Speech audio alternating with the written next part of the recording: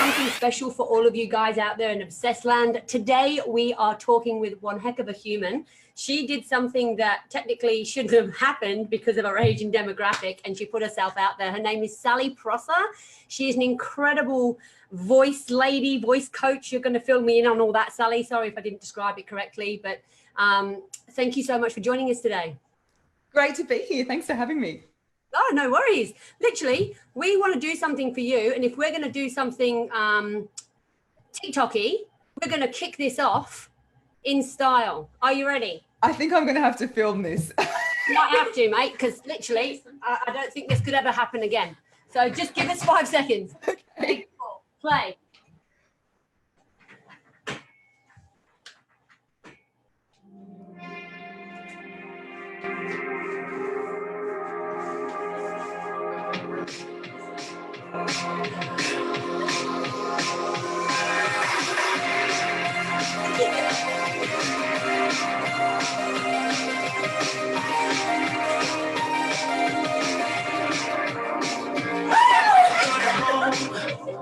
I can't believe you did it. Yes. You may not have practiced that 500 times, not going to lie. That was awesome. That is a lot more dancing than I have ever done and will ever do on TikTok. Okay, so everybody's back to their places. They're all like, okay, cool, we're done here. Oh my God, thank you for putting up with that. Whew. Not going to lie, a little bit out of breath. That's like one of those, moments where, who was it? Beyonce had to train on the treadmill. Yeah, sing while she was running. I heard about that. What is that? Well, that's why. You can sing and dance at the same time. Oh my God, thank you so much for joining us. Honestly, let's talk about TikTok, because I know that everybody in social media land, they're all here on Facebook and everything else. And TikTok has been one of those things that has been literally just for the young kids. So how the hell did you break into that market and do it so effortlessly? Well, you might think that it was effortless, but I mean, I joined TikTok in December last year, and it was because I listened to a bit of Gary Vee, and Gary Vee is if anyone knows him, he's kind of angry and tells business people what to do. That he is my spirit animal, mate. That's exactly who Gary Vee is. Yeah. But I wasn't, my business has been going okay, but I wasn't really getting any traction on Instagram or even Facebook. And I thought, this is something that looks kind of fun. I'll give it a crack.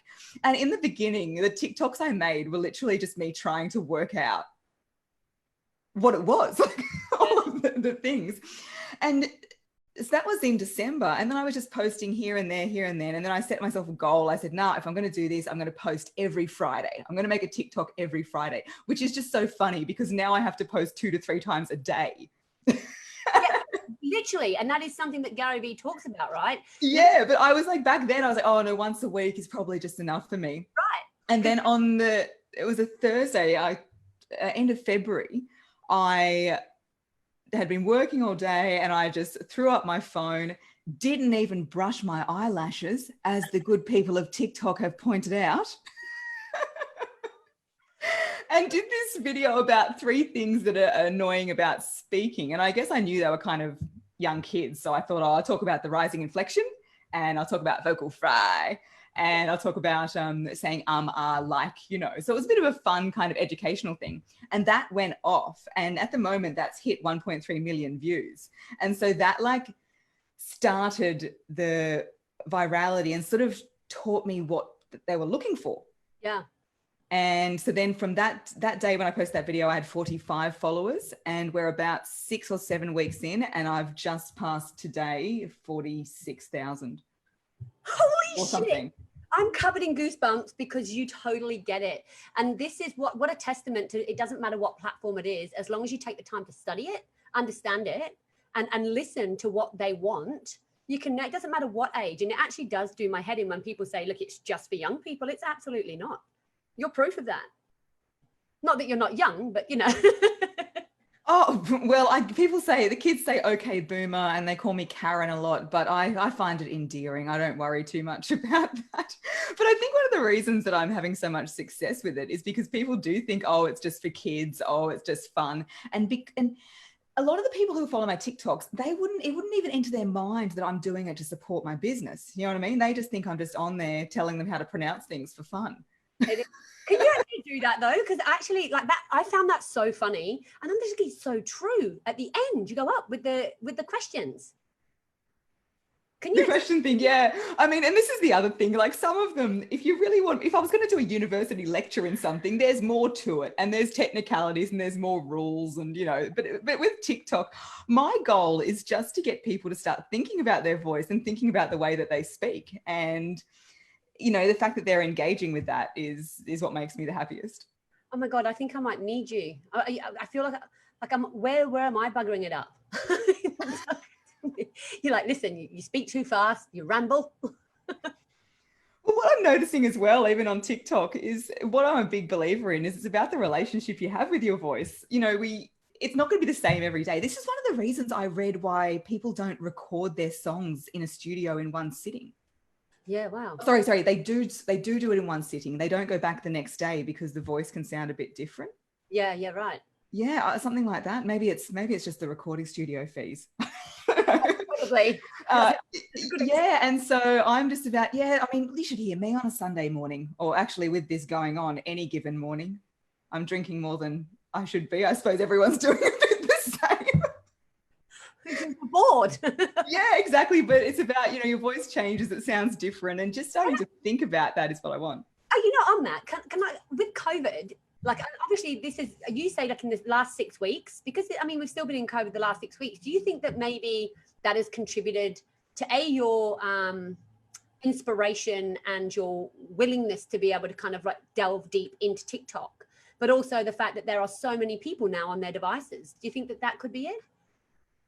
Yeah, I guess so. I also think maybe it's just me because I'm, when you think about something, you see it everywhere. So I'm seeing TikTok everywhere. But if you watch even the news or The Project, more of these shows are starting to show TikTok videos. Yeah.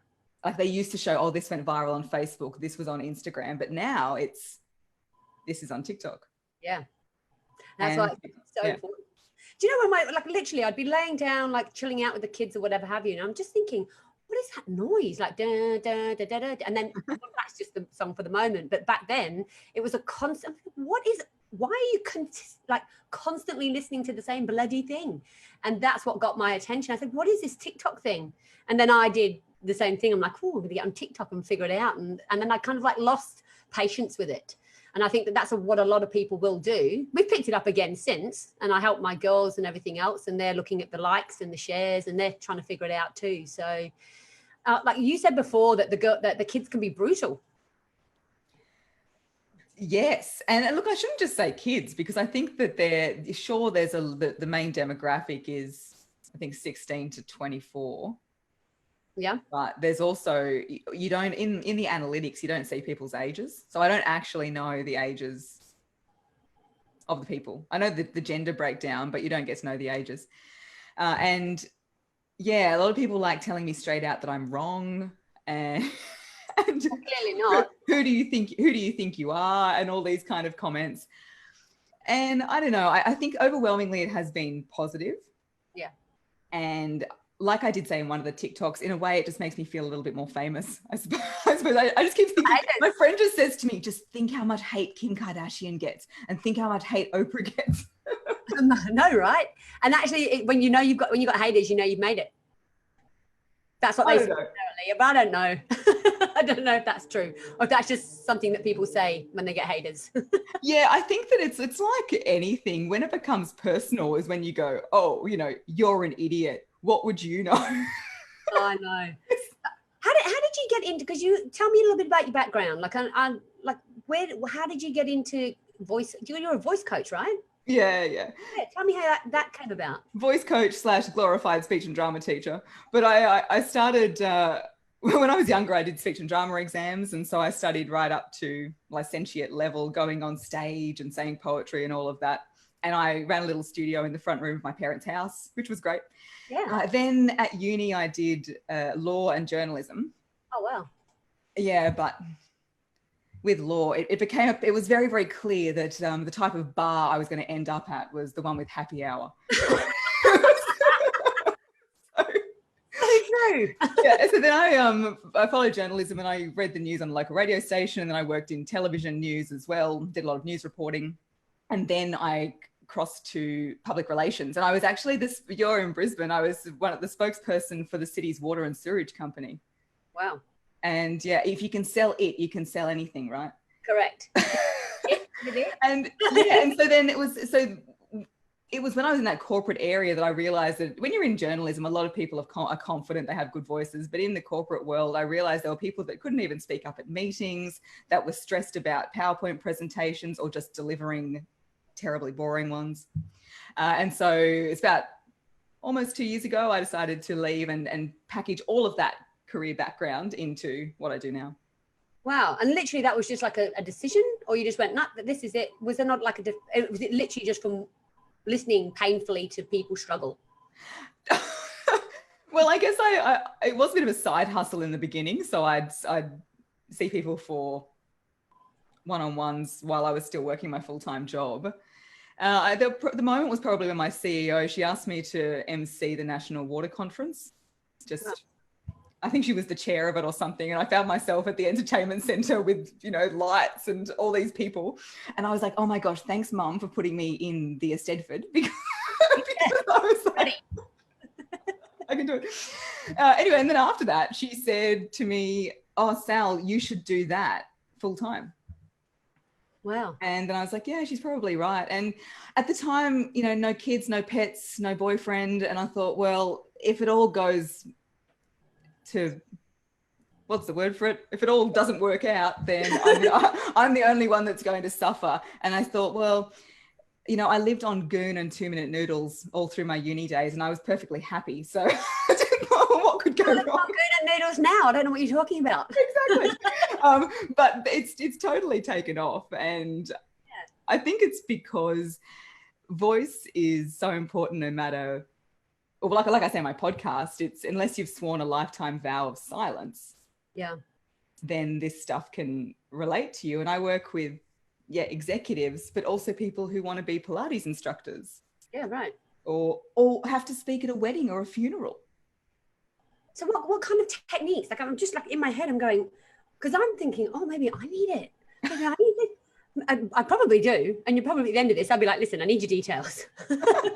You and me.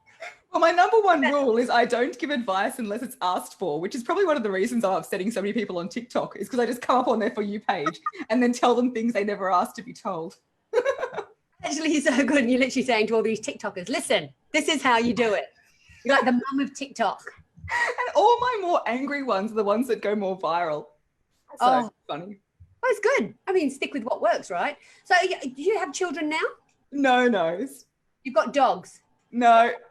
I used to have Airbnb guests, but I don't even have those anymore.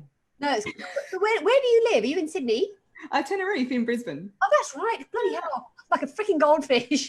Like, oh, wow. So you've done this whole speaking thing. Like, what else floats your boat? What else besides the speaking thing? Are there any other things that you do that we don't know about? Well, I do have a professional cycling, like exercise bike in my living room, because I do Inspire Cycle, and as part of the whole thing, you can rent the bike and then they give you classes online. And I hope no one from my gym is watching this because I've only used it once. It's just been sitting in front of my TV. Don't tell me that. But I do every day, all the time. I do think about it. I guess the other real passion of mine is flying and holidays and travel. And my family's all the way up the East Coast, and my brother lives in Spain. Oh, wow. And so that's been the hardest thing for me. I feel like I've had my arm cut off a bit. And look, I know people are doing it much tougher than me, so I'm not complaining, but I was on a domestic flight somewhere probably at least once a fortnight. No, I get it. And it's worlds have been like turned completely upside down and then forced to kind of like interact like this, through screens and everything else. I get it. When people say that, I'm not complaining because somebody else has it worse, it's all subjective. It is what it is. You've got your own issues as much as everybody else does as well. You're allowed to complain. You can complain. Yeah, well, I guess it's kind of like when you get that question of, oh, what are your hobbies? And then you think, oh my gosh, I don't have any hobbies. All I do is work. What, what is it that I do for fun? But yeah, I guess that's the only, I've been doing more running than I've ever done in my whole life. Because with your TikTok thing, have you because this is, we talk, and especially everybody's talking about, if somebody uses the word freaking pivot one more time, it reminds me of that thing off Friends, the pivot, pivot. How have you pivoted in your business with the TikTok thing? You've seen the success with the TikTok thing. Have you been able to grab that and then fuse that into what you're already currently providing? Oh, look, I've been quite fortunate. My business was always half online, half in real life. Anyway, yeah. So unless my clients were in Brisbane and, with workshops, I'd go out, I'd be flying around delivering face-to-face, but I already had online courses and my podcast and all of that. So I guess I haven't pivoted. It is such a funny word, but no, I haven't pivoted. I just think of netball, Pivot. But I have, of course, just focused on online more. So I'm putting a few more online courses together and, just trying to ride the TikTok wave as well, because at the moment I'm getting about 1,000 new followers a day. That's incredible. Which is crazy. And it's like, I that growth can't go on forever. So I've got to just keep pumping out the content while I can, because what people don't realize, I'm getting business people contacting me on email saying, I saw you on TikTok. I'm actually getting it's so good leads from this.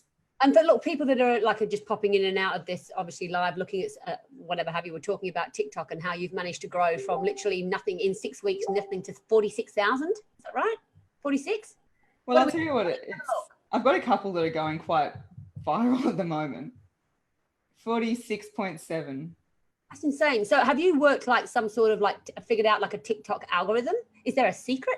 Is there an algorithm? How does it work? Is it hashtags?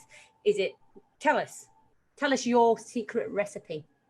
Oh, look, my strategy, and I can't stress enough, this is just my strategy. I don't know how it works.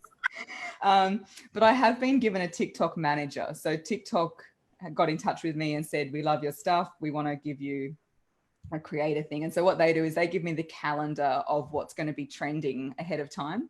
Wow. So it doesn't really help me that much, but I can say, all right, on Friday it's hashtag this, and I might just think about what I would do and maybe post something a couple of days before. And I've tried to do a blend of whatever the fun trend is and then a straight to camera tip. And I've found also that you have to get the attention within 2.5, 3 seconds. Wow. So if what you do in 2.5, 3 seconds doesn't get the attention, people will keep scrolling. And then the other thing is everyone's got access to analytics on TikTok. And you can see when your followers are online. So I have a look, and at the moment it's a bit weird because everyone's at home, but generally if I post between 12 and 5, that's when I'm going to get more. That's unbelievable. I mean, and these are the things, this is what I'm talking about, Sally, because a lot of people, when they're stepping into a world that they're not aware of, things like this, having this kind of information from someone that's been able to shoot, because who knows about TikTok managers? Nobody, hardly anybody, unless you actually have had the ability to be able to grow that quickly. Yeah, but I haven't got much pulling power. I had a video which was funny. It was actually the blinding lights music that you guys did the dance to. I had that one it didn't go up. It said that it violated the community guideline. Oh, how? And so I was freaking out because the community guidelines are, nudity, drug use, swearing. And I'm like going through going, nope, right. Anything dodgy in the background? No. And it was just no apparent reason. And then about 12 hours later, they just put it up. And so that was just with no explanation. And so that's the other thing that I really want to try to think of. Tomorrow, TikTok could do something and ban my account and bring my followers to 0. I don't know. That they could. You don't own it. So some of the best advice that I've ever been given is that no matter what the social media platform is, don't put all your eggs in one basket. Don't rely on it. You should need to think, could my business survive if I had no social media? Oh, look, music to my ears. I've been saying this for ages. When I did a presentation about almost a year ago, same thing, talking about TikTok and how people needed to pay attention to it, and like, oh no, I'm all on Facebook and trying to figure out Instagram. I'm like, you need to move. It has to be, you have to be able to spread yourself out, and it can be exhausting. Yeah, and even like I've realized on Instagram what I've been doing wrong is I just hadn't been doing enough video content, and even because your TikTok account's linked to your Instagram. So since this happened on TikTok, I've got about 300 to 400 extra followers on Instagram as well. Wow. Yeah. So. Yeah. Okay. So, all right. So hot tip then. So what's the trend for tomorrow? Let me look it up. The only thing is that I have to go through this weird file path to get there. And it's not really a secret. Like anyone can just go to the homepage and work out what the trends are as well. Something I used to do in the beginning was hashtag FYP, hashtag for you page. They say not to do that. But then I've also seen on the for you page hashtags that don't relate to what the video is about. Yeah, right. I have actually seen that as well. Like there's videos with hashtag like Vampire Diaries, and it's literally just to pull the views. Yeah, and I think what I'm seeing a lot of, and this makes me feel a bit sad for some young kids as well, is they seem to really want to go TikTok famous. It doesn't matter what the video is. They don't care. They don't care. They just want to go TikTok famous. And I think that, and you do see some accounts where they have lots of followers, but it's only because they've made one really, really viral video. Yeah. Whereas like there's a TikTok psychologist, she's in the UK, Dr. Julie, who I think is amazing. And at least with me, I feel like I've got actual value to share. I'm not just posting for virality, I'm posting for value. And I always think that if you post for value, then you've got longevity and there's just more substance to it. 100%. And literally, when we've stalked you before this interview, that's exactly what you're doing. You've got a really great fusion of value, funny, and short, sharp, and sweet. You have actually the perfect recipe. So if there's anybody out there that's watching that wants to understand how to do it and saying, oh no, it's only for the young kids, you need to go and check out. What is it? Sally Prosser, isn't it? Just Sally Prosser voice. Oh, here we go. So this is what I get sent. Can you see that on the screen? So this is like Procreator. Yeah. And so it just goes throughout the days and tells you what the hashtags are. Yeah. And then you can click on it and then it gives you a description of what it is. Wow. It's crazy. See, what blows my mind is you get privy to that and the rest of us don't. Yeah, but I wouldn't, when they first said, oh, you've got a manager, I was like, oh, I've got a TikTok manager. I was like telling my friends, thinking I really cracked it, but it actually hasn't done anything too much for me. And all the trends that I get privy to, if you go on your homepage, you can see it there anyway. So yeah. I wouldn't say that's an advantage. And the one advantage that I have is I can use my analytics because I've got a big base of followers to base it on. When you first start out and you've got, 10 followers, it's pretty hard to know what that audience is. It's probably just your friends, right? your 10 friends who have TikTok. What? No, I don't have more than 10. No, I'm kidding. Yeah, but I'd also say really find the platform that works for you. In hindsight, I've been able to say, okay, Instagram, I just don't think I've got that aesthetic. Whereas TikTok, being fun and short and sharp and on video is exactly my brand. Yeah, I love it. So what about your Facebook? You got massive following on your Facebook, or is it no? So I've got my Facebook page and I run a couple of Facebook courses where I go live. It's sort of like a group training style thing.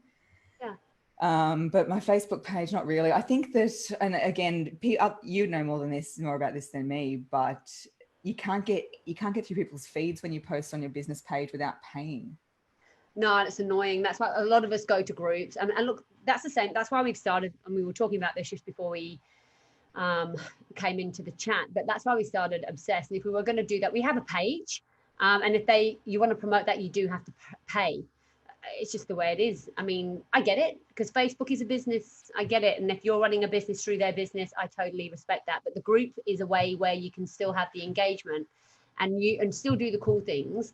Our platform in Obsessed is not about selling or marketing at all. Like it's the complete opposite. We just don't want to have that in our group. But it's a way where you can invite like-minded people, which is why, like-minded bitches drinking wine. They had the same thing. And it was just basically a workaround. So you can still have a group, still have all these people in here, and you don't have to pay to promote it. So it's the way. I mean, have you got a group? Yes. So I do have a group, but I haven't been using it to its full effect. But you heard it here first. I'm just about to launch a members only. Oh, you tell us about it. Tell me. Oh, well, it's actually still just in the thinking stages. It's going to be called Sally Prosser Members Only, which just sounds a bit exclusive. But what it's going to be is it's a virtual public speaking club, but I need to think of a better way than public speaking club. I find people have Toastmasters that they go to. Yes. But that's not for everybody. And I want to make it this, fun, cool group where every month there's different people that have to present to the rest of the group. That's very cool. Yeah, and then offer some freebies and other things. So I'm building that now. Well, I don't know, Toastmasters, that's more kind of like an in-person thing, isn't it? And I suppose what you're doing would be unique in as much as, well, everything's online, and the need to be able to present correctly online is even more important now than ever. Yeah, absolutely. And I think that it's also that bringing the world closer together. There's no reason, and same with what you're doing with your group Obsessed, is somebody in the middle of North America might love this group and just really feel like they're part of it. Yeah. Well, this is it. And we're breaking a few of the rules because literally, again, we were talking about this earlier, our demographic is so wide and varied. And this is where the niche thing, it started working for you because you really niched down.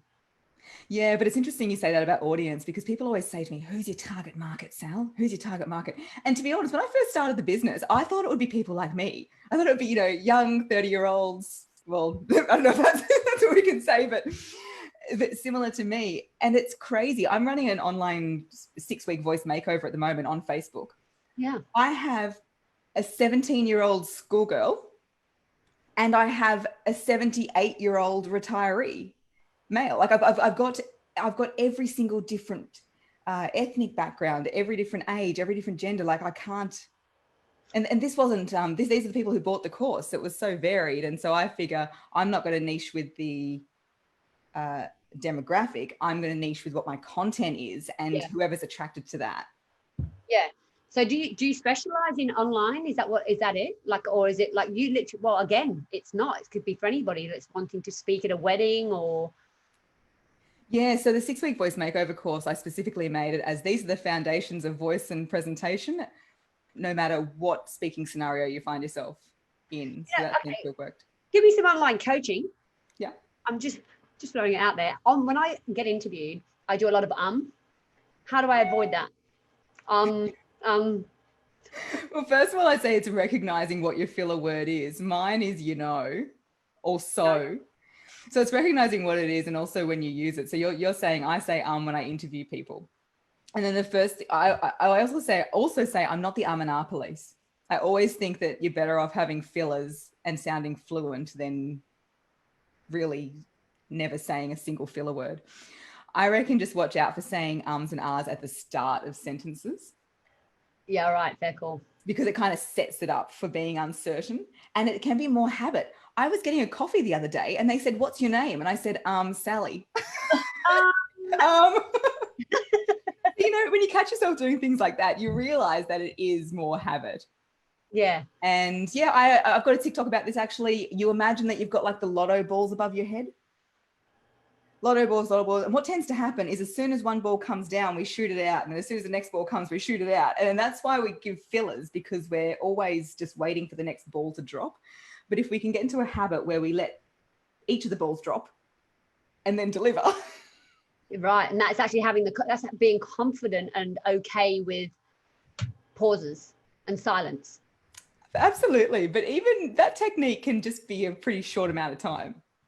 Yeah, I'm excited. I think that's probably me. I do it now. I'm like, I've got to fill those gaps because I don't want to, or sometimes this part can be uncomfortable where you stop and you pause, but it can be uncomfortable for me, not necessarily for the person that's trying to listen to what I'm saying.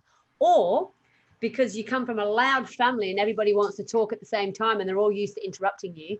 And so you've got to get out what you need to say quickly. I know, that's like my family Christmas. If you take a break, you'll never get back in.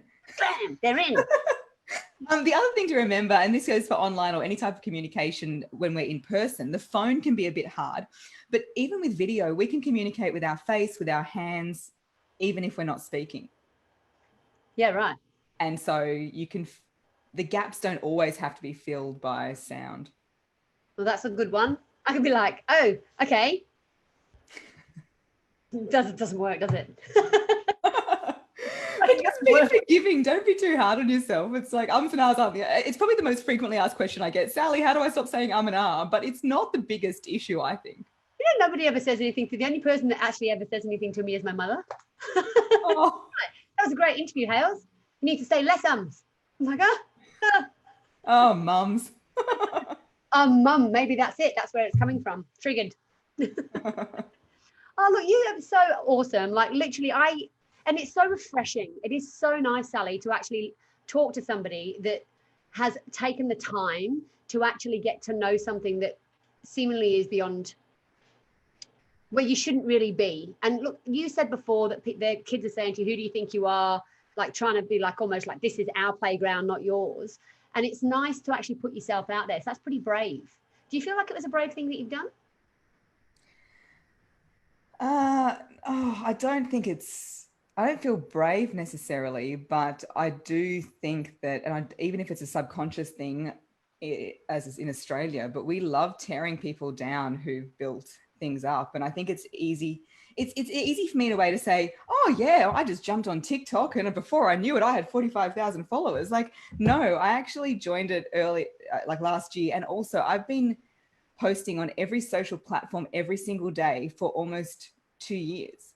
Yeah. And anyone who's out there making content, just the pure work involved in making that content and then having the courage to put it out there for all the vultures to come and tear apart. If anyone wants to know what I mean, then just go and look at one of my TikTok videos.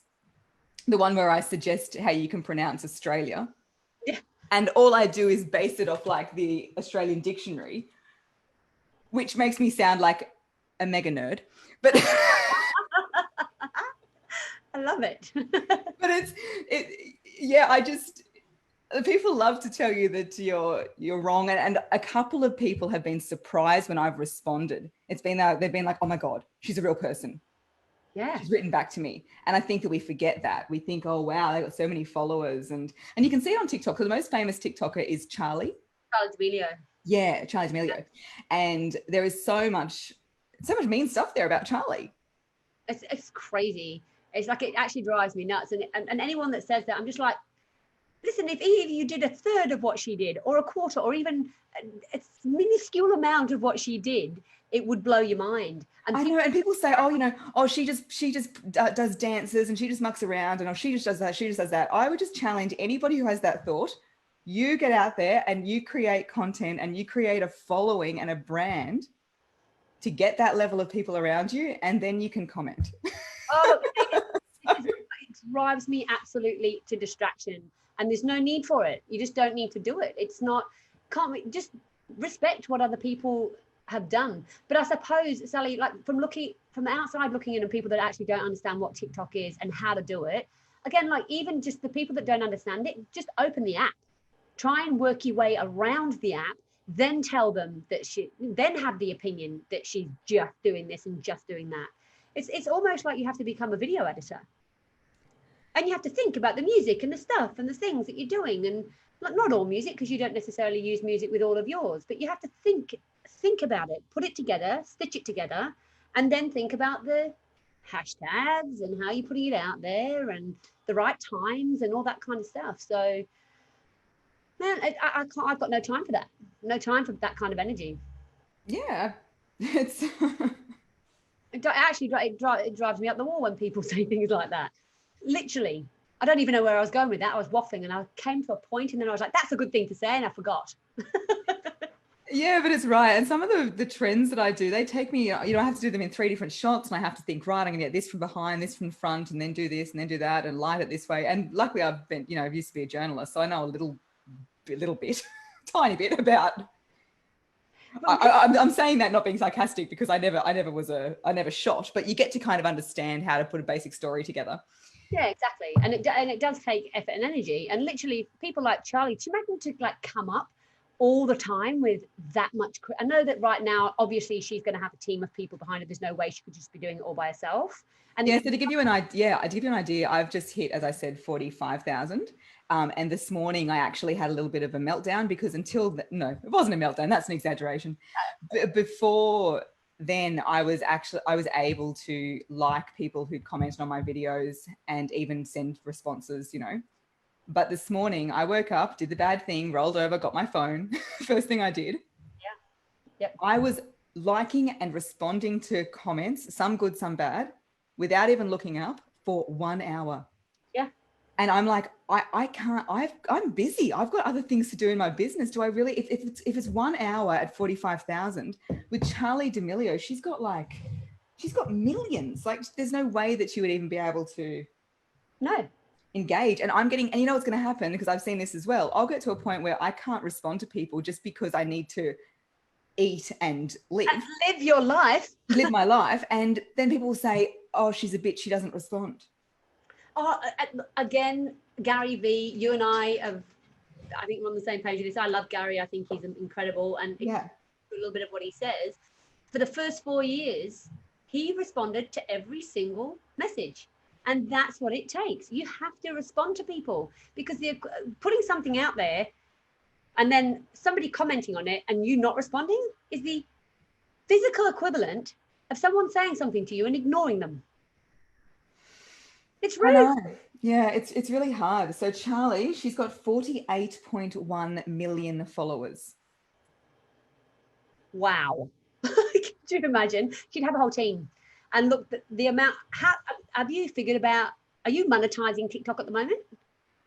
No. Have you figured out how to do that, or even given thought around that? Not really. So I did have one watch company randomly say, can I send you a watch? Which I thought was kind of ironic because it's like TikTok, but How funny. Did you say yes? I said yes, but then they never sent it. And so I'm still waiting. Or maybe it was sent and it's just the COVID thing that slowed things down. Who knows? Yeah, look, as far as direct money, so I do go live on TikTok as well. I go live on TikTok once a week. Have you looked into that? Because I'm fairly sure there's ways that you can, at 45,000 followers, there's ways you can monetize it. Maybe, but I go live and people send me little bits of money, and I've raised like 60 cents. People just give me money when I go live, so that's weird. Look, for me, you're totally right. I think I should look more into it. I guess my plan is just by that reach, I've been getting a lot of inquiries for either one-on-one coaching or online courses. And then because before all this started, I was doing some speaking, it'll be good for my speaking career to be able to say, oh, I've got this much TikTok audience. So with your speaking, do you do keynote speaking? What is it? Yeah, keynote speaking. On? I've got a few topics. So one of them is called Achieve Voquality. And so it's kind of my take on how voice, the role of voice in equality. Okay, so tell me a little bit more about that. So these are for female audiences. So I did a similar one for International Women's Day, and I've done it a fair few times, but I talk about how, you know, if we don't feel the confidence and courage to use our own voice, then how hard is it for people who aren't in that position? And that I believe that vocal confidence and courage starts with knowing how to breathe, knowing how to control your voice, knowing what to say, and not being afraid to say it. Yeah, and it's so important, especially like I do used to do a lot of speaking on stages, not anymore. Clearly, this is my stage now. And every single time I'd get like all the anxiety would come up and I'd get very contracted in the stomach and all that kind of stuff. So having techniques to be able to get you through that would be crazy good. Is that the kind of thing that you teach? Yeah. So I say, breathe into your bottom. Imagine you're inflating your butt every time you speak. That will help get the air down. Doing it now. Yeah, absolutely. So it's all that kind of thing as well. Sally, are you a singer? I did singing lessons for 4 years, and the teacher told me to stop coming because I just didn't have an ear for it. With everything I know about voice, I should have a better voice than what I do, but I think it's my hearing. That's going to be my excuse for that. Well, your voice is so, it's lovely to listen to. It's really smooth. And is that something like, the tones and everything else? Is that something that you've worked at, or has it always been that way? Oh, I think I've worked out. I've done speech and drama since when I was a young girl, and then I did a lot of broadcast news. And so when you're using your voice in this way all the time, like so today, before today, I've already had 3 clients. And even through teaching, we're doing exercises, we're warming up the jaw, we're warming up the lips, we're breathing, we're, Yeah. doing all that stuff. Nobody knows that this is what goes into it. They just think that, like, newsreaders, they're like, oh, they just show up, have their makeup done, and there's a whole bunch of things that go into it, right?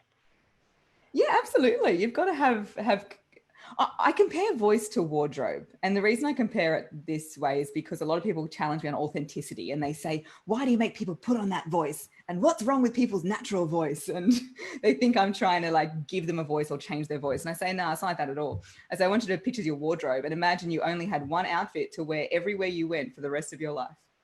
It's quite funny considering we're all in quarantine and we'd all be probably quite fine with that.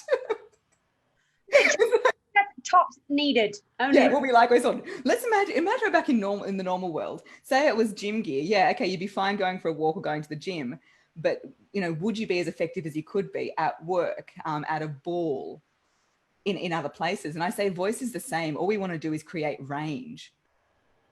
So you can take your voice, how you talk around your friends, that doesn't matter. That's just your casual around the house gear. That's fine. But if you need to dress it up and go to a ball or go to an interview, then you're able to change into that outfit, so to speak. So it's about creating range in your voice. I love it. I've never heard it described that way before. But, when we were kids, my parents have always been entrepreneurs and everything else. When we were younger, my parents taught us from a very early age to answer the phone, and they gave us a script, and because they have mechanics. And if they said this, we would say that.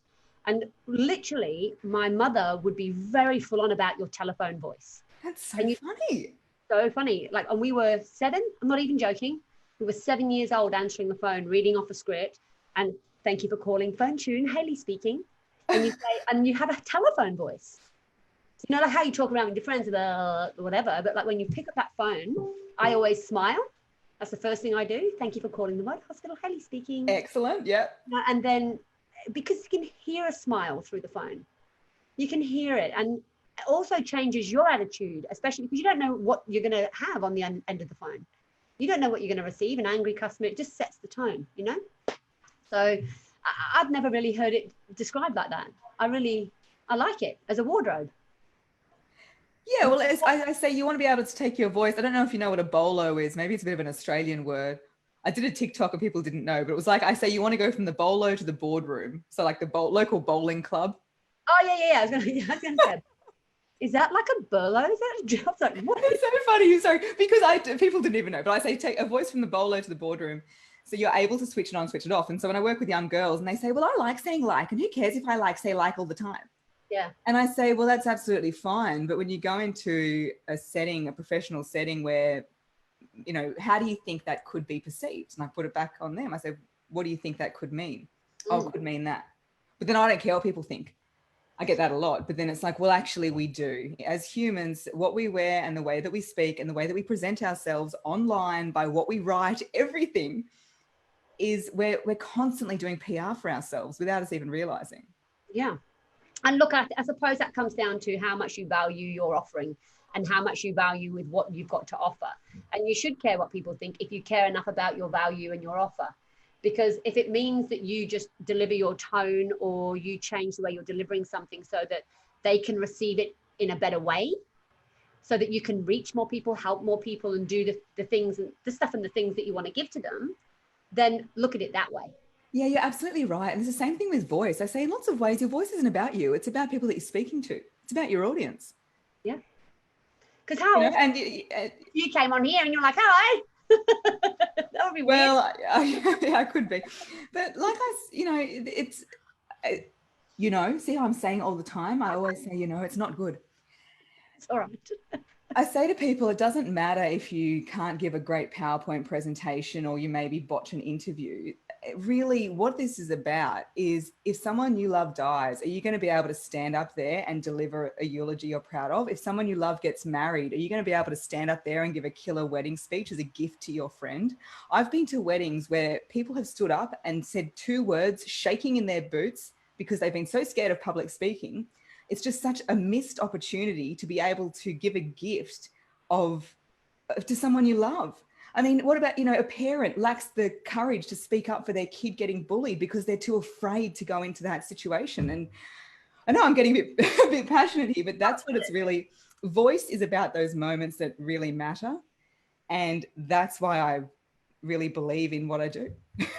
It's brilliant. And I love it. Please get passionate, because it actually, that shows me where your why is and what, like, your actual purpose. It's shining out of you, and literally shone out of you just then as you were talking about it. And it really isn't about, because what good is it having all of those words inside so that when they come out, how many opportunities could you miss as a result of your delivery? And if you're not thinking about the delivery, you could have an intention of beauty or have an intention where you're trying to get your message across, and you completely miss it because you've not delivered it in the right way or considered the ramifications, or just been happily avoiding it. I get a lot of people who work with me and say, Sal, I've been trying to avoid public speaking my whole life, but I'm in this new role and I can't avoid it anymore. And I just think, well, what are you avoiding in your life? When people say to me, Sal, what are your favorite memories of speaking? Where do you think speaking has meant the most? I say, delivering the eulogy at my father's funeral, delivering a speech at my best friend's wedding, and delivering, and also my sister's wedding, and then also, doing a funny comedy skit at my sister's 30th. Those have been the times when I've been like, wow, it's good to be good at this stuff. It hasn't been, when I did a keynote to 2,000 people. Like that, that's not, when you're on your deathbed, it's not the, maybe it's a bit too dramatic to say that, but when you look back at your life, those are the moments that really mean something to you, and they're the moments where you really want to have your voice. And so I'm not saying anybody and everybody should come and get voice coaching, although couldn't go astray, but hopefully just think about voice in a different way. And that's why on the podcast that I have, I interview, a bit like what you're doing, I interview people from all different jobs about their voice. Pilots, real estate agents. I've got a sex therapist on next week. I'm tuning in.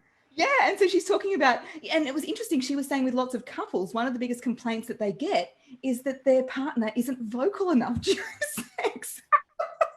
You need to coach him. And isn't that interesting? And so it's really taking it away from me being a professional service and more of I would never call myself a life coach, but it is a life skill, I believe, for sure. Well, it is. I mean, we all have voices. And the ability to be able to use it in an impact, because that's what most people want. Like that hot topic word being being impactful. You really do have an opportunity, if you're considering how to use your voice, you have an opportunity to just have a greater impact. And what you were saying before about the funeral and the wedding and everything else, like literally my dad's speech was so awesome. He hasn't had voice coaching. He just has that natural ability to be able to deliver and confidence to be able to do it. But not everybody has that. Not everybody does. But through coaching and through reaching out and looking for help, you can have that and have that moment where you're actually putting yourself out there. If you're going to have the braves to put yourself out there, you may as well make it worth it and get some armor to help you. Yeah, absolutely. And I also find and this goes back to TikTok as well, the more defensive you are about something, the more that you actually deep down realize that it needs growth. Yeah. Like there's people that say, oh, Sal, that's really interesting. I can see how that's useful. And I might need that one day. Like that's totally fine. But there's other people who say, I don't want to change. There's nothing wrong with my voice. There's nothing wrong with the way I speak. And I'm like, okay. I'm not going around holding a gun to anyone's head, forcing them to do this. But it's almost like the more, and even on the TikTok, people, you're wrong. Don't tell me how to speak. Who do you think you are? I'll speak the way I freaking want. And these are real comments, and it's almost like, well, they are the people that deep down really don't have a good relationship with their voice. Yeah, or just, you're striking a nerve. That's what's happening. When people react like that, it's more to do with them. It's got nothing to do with you. You're just literally you're holding a mirror up for them and going, because your voice is so creamy. It's delicious. It's lovely to sound. Lovely to sound to. It's lovely to listen to. Oh, thanks. No, it is. In all seriousness, I'm listening to you going, God, you do sound like a newsreader, and they're chosen for a reason because they have beautiful delivery and considered with the way that you deliver the information and your tones and everything else. It's nice. It's like listening to music. If you had that's why they wouldn't chuck somebody with a horrible voice on the bloody television, because everybody would tune out, nobody would listen. So yeah, and that's right. Like when people speak in a monotone, for example, and they just stay on the same pitch, which a lot of people do, they just speak like this. We as kids, you wouldn't even pay attention. As adults, we listen because we don't want to be seen to be impolite. And we feel like, oh no, I'm going to look past the voice and I'm going to get the information. But really, we don't want to be putting people in that situation. Like our brain cannot be engaged with a voice like that. It can be burnt. I burnt my ears, burnt my eyes, and my brain. Yeah, I go to universities sometimes and they wonder why all the kids are asleep. Because the information, just because you have all the information in your mind does not mean you can deliver it in a way that's interesting. Do people out there know more about voice and presentation than me? Absolutely. I am absolutely sure that they do. Yeah. And some of them also are not afraid to tell me. But what I think that I've been able to do, especially on TikTok, is be able to find a way to actually communicate it. And that's what it's all about. Oh, it totally is. And look, there's people that should be teachers and people that shouldn't be. It doesn't matter about the information that you know. It is all about the delivery. And I think that comes down to not just voice, but anything in business, in marketing, in being a good human being.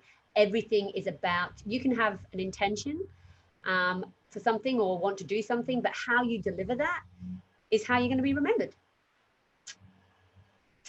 I think we can wrap up with that one. You have been an absolute bloody pleasure. I am so grateful for you. I've written down notes. I'm going to follow your wisdom. I'm not going to copy what you do because I can't copy what you do. You're just naturally funny. On TikTok, literally, I was in stitches. Ellie, that is the nicest thing someone's ever said to me. Really? Because you're really funny. Literally, we're like scrolling through, going, "Where's the next one? Where's the next one?" I've been telling my family for years. Don't worry. Watch this video. Oh, look, thank you so much for joining us. Look, the video is going to be on replay, and I'm sure that there's going to be plenty of people wanting to tune in and whatever have you. So I'm sure there'll be questions. I haven't scrolled back through. I know that there's people that are saying all sorts of stuff on here on Facebook, but I want to say thank you so much for joining us and taking your time, because I know that time is precious. And hopefully we'll see you back here again when you've hit the mill, hey? Wonderful. And if anybody who's watching does have any questions or wants to get in touch, it's true, I'm not an international woman of mystery. Just to connect with me on LinkedIn, Instagram and TikTok and Facebook is all at Sally Prosser Voice. Brilliant. And actually we'll make sure that we put the links and everything below so that everybody can find you, because in all honesty, I truly believe that if you've got a voice, you need to listen to what Sally's got to say. And if you can sound like her, you're onto a winning streak. All right, darling, you have a wonderful day. Thank you so much for joining us today. Thank you. Bye. See you, darling. Bye-bye. Hey. You there, Sally? Yeah, I'm still here. Thank you so much. Was that what you were looking for? Oh my God, it was brilliant. You're awesome. Thank you so much. So good. I love it because I like to kind of like bob and weave. And I think that if you were going to coach me at the end of an interview, I shouldn't go, bye-bye. Oh, it's so funny. But we do it as well when we answer the phone. We go, hi. It's so random. You're so lovely. In all honesty, I really want to follow. I want to be following your journey anyway. So I'll keep checking in with you, hey? Because I really want to know how you're going and just keep checking in with you. That would be awesome, actually. If you would like to, I can just put you onto my mailing list. So I only mail, I just mail on Tuesdays, but that's a good way to keep in touch. Because also one of the things I run is voice and Vimeo. So I do like wine and public speaking nights. Yeah, and I've turned that virtual. So everyone who has a ticket, I'm like delivering them a bottle of wine. Yeah. All right. So I get still live. Oh, we're still live. Oh, well, I'm glad I didn't say anything too... Yes, they're live. I'm glad I didn't say anything too controversial. I know, like, tell me about it. Bloody hell. Can you imagine? We start bitching or something? Yes, if you are still listening to me, voice and Vimeo, if you get a ticket, I'm sending you a bottle of your choice of wine, and then we talk about public speaking. I love it. Actually, that's so good. I'm actually totally in with all of that. And if anybody is listening, then make sure that you hook in. Again, we'll put the links and everything in below, and I will jump onto your mailing list. Yeah, fantastic. And I will be involved in what you're doing because I think what you're doing is amazing. Oh, you're awesome. Thank you so much, Hayley, and best of luck with everything with the platform. It looks like it's going crazy. Oh, thank you, darling. We're just doing our thing. We're like 12 days in, and it seems to be hitting a nerve. So we're just going to keep rolling with it. 12 days? 12 days. It's out of control. I know. Well, speaking of which, I've got to go live on my other Facebook group. Bye, bugger off. See you later. Bye. Bye, sweetheart.